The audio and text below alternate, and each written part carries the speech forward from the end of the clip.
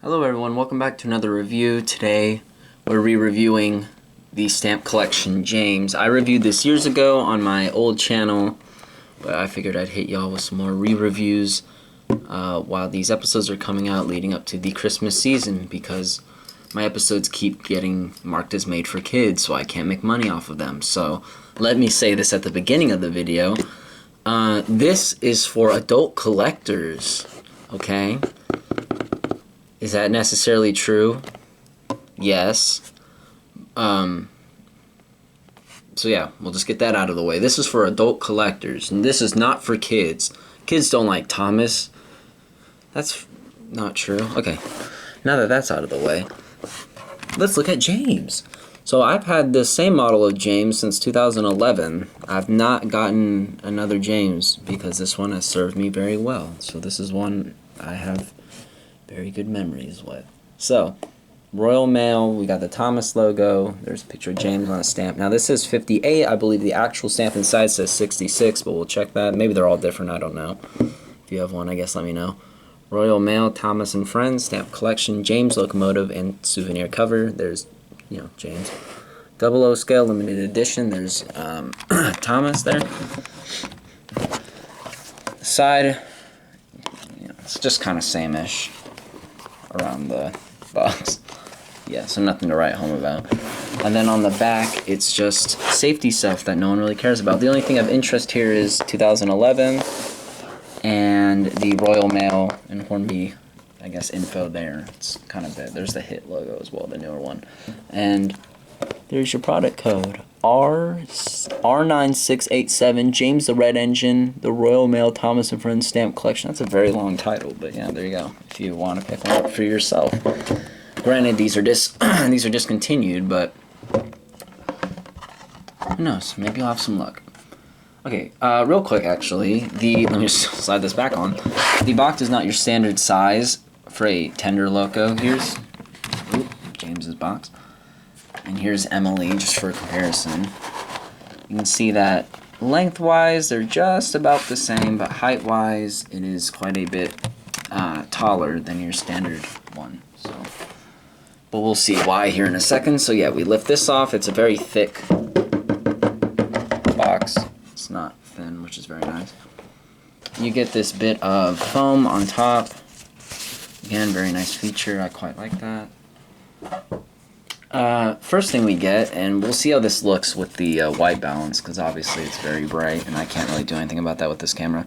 Hornby Thomas and Friends souvenir cover. You have souvenir cover July 1st, 2011. There's a Hornby thing. Yeah, so 66. On the cover it said 58. So let me know if you have one of these. Maybe they're all different. I don't really know. Hornby Hobbies, all that stuff. Then you have a Thomas logo with James, Thomas, and Percy. I kind of like that they put James in the middle rather than Thomas. Kind of changes it up a bit. 2011 is your copyright date on that as well.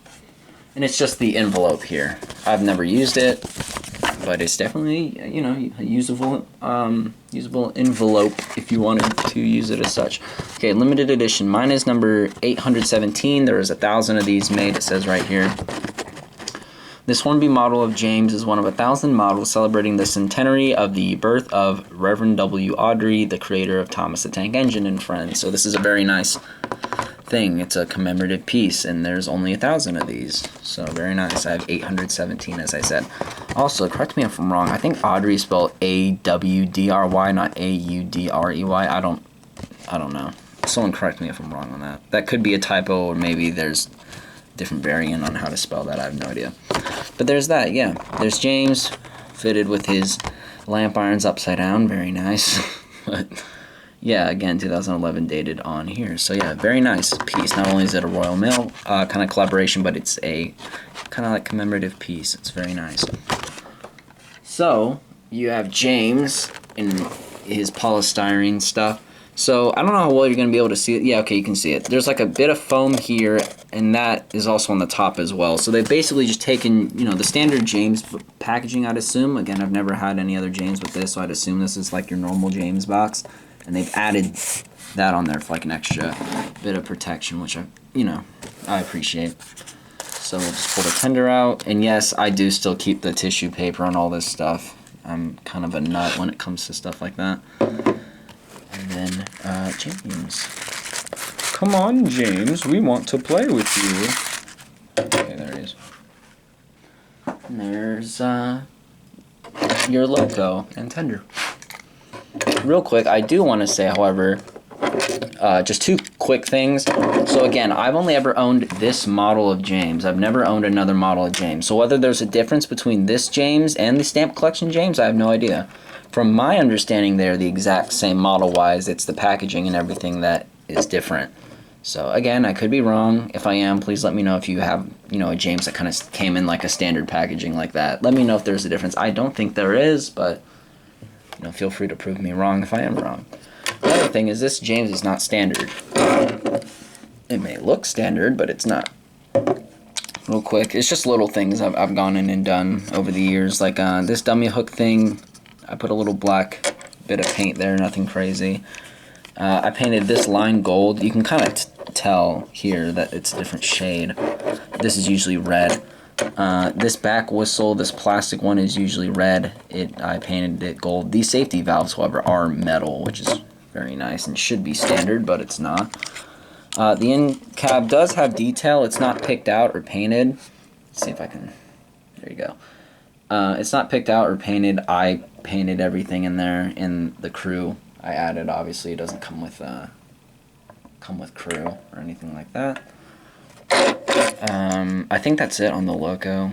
Yeah, I don't think I've done it. Well, I mean, the biggest thing, actually, for those who don't know, I made my James's face removable via, via a magnet on there. So that's some nightmare feel for y'all. I did that because at one point I was going to have all the faces be interchangeable. But there's some faces like Flying Scotsman and Oliver where the faces like literally cannot come off without damaging the model, and I wanted to be consistent. So, but you can do cool stuff though, like that, I guess. If that's what you want your James to look like, then stick a magnet there. You can have a sideways face James, which I'm sure no one asked for. And the underneath is dated 2011, same as the box as well. Here's the tender. Again, I've had this James for a minute, so the lighting's kind of, showing a bit of its age, but I don't have a problem with that at all. Number 5, there's the back. Just noticed, his hook is not there. So maybe when I repackaged him in his box, maybe I snapped that hook off. I'll go looking for that after the video, because my James does have this. So, if not, I have spares, but that's just interesting. But it is one of those, it's fitted in like that. I guess it's NEM, so you can, like, swap it out. I mean, it's a D-style coupling, though. It's an older one. But it's nice because you can swap it out with, newer, slimmer couplings or whatever, you desire. Granted, it's a little difficult to put back in. Or maybe it's not. I don't like playing around with it too much. Let's see. There you go. Yep. You got the traction tires on the tender underneath there. Those have been replaced. These are newer Markland ones, actually. Those aren't even Hornby. And then that bit is gold. And these bits are gold. And that bit is gold. So those are the differences on this James than your standard James. But we'll look at them. I am kind of upset about that hook, however, on the tender. I don't know where that went. But again, I have spares. It's just odd. I don't know where that went. Okay. Anyway, here's James. So he's based on a Class 28 Mogul from memory. So, he's based on a Class 28, but they turned him into a Mogul because you got this front, pony wheel. So typically, if James's actual basis looks like this. Like, imagine this front part is... I'm trying to, do my best to pretend like it's not there. Yeah, that's what it would look like, basically, with, But they went in where this tooling, I guess, molding line thing is, and they've extended the smoke box and running board. So now he looks like James. So pretty smart. Makes sense. I don't know. He's a pretty basic loco, I guess. His lamp irons are fitted correctly because this is my James. I know how to fit lamp irons correctly. The vacuum pipe's in there. This is one of the few Thomas models to not have separately fitted handrails when they have handrails. Usually they are separately fitted, like Scotsman, Spencer, Gordon, Edward, Henry, Murdoch, etc. There's the top, nothing crazy there. But yeah, these are metal, which is nice. They should typically be metal, but I've noticed a lot of model railway companies are cheapening out recently and making those plastic, which is not good. Yeah, he's a nice shade of red. I think he looks rather nice. The lining's pretty spot on him as well. Underneath, again, 2011, there's a bit of electrical tape here, because, again, I've had this James for quite a while now, so. But he runs fine. I've never had a problem with him running. So there's James. Here's his tender. He is tender-driven. He's not loco-driven, so you can move him like that if you want to. This just has the Ringfield motor in it. This is, I believe, a Fowler tender just by looking at the shape of it. You know, you got a decent amount of detail on here. The only thing that is broken off is there used to be a brake lever or something here, and it's not there anymore. So, I mean, for how old this James is to me anyway, I don't think that's too bad. There's the coal. Again, it's kind of high. It's kind of tall, but it's because there's obviously the Ringfield motors sitting in here, and those are pretty big. Yeah, water filler cap, buffers, the lamp irons are part of the, I guess, chassis, metal chassis of the tender, so those are molded so they can't come off or anything.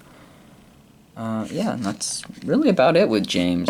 He's not, you know, very detailed or anything like that, but it's definitely more detailed than the Bachmann James, and he looks like James to me, so. But again, I don't know if there's a difference between this James and a standard James. From what I understand, the models are the exact same, but I don't know. I couldn't tell you. So, yeah, I think that'll just about do it for this review of James. Let's see if I can get this to stand up. Maybe.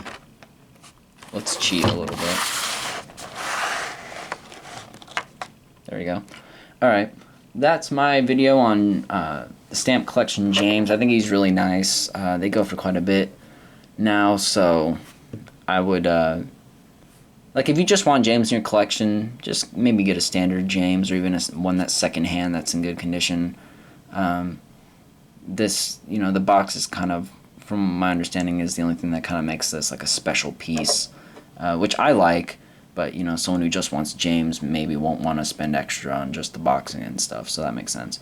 But I got this at retail price when it came out. It was nowhere near as expensive as they're going now, so I don't know, just shop around, see what you can find. He's a great runner. I've never had a problem with him. I would run him in this video, but again, I'm not where my layout is, because that's where I'm filming right now. I have a whole different setup in there, so it's not an ideal place to make reviews right now. So, but yeah, take my word for it, he runs well. If you want to see him running, you know, any of my episodes, James is, you know, he's in pretty much all of them. So, yeah. Thank you all for watching.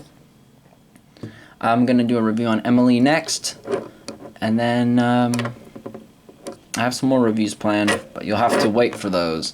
I also have some more episodes coming out, so stay tuned. Thank you all for watching, and I recommend James to any Thomas collector out there, so I highly recommend him.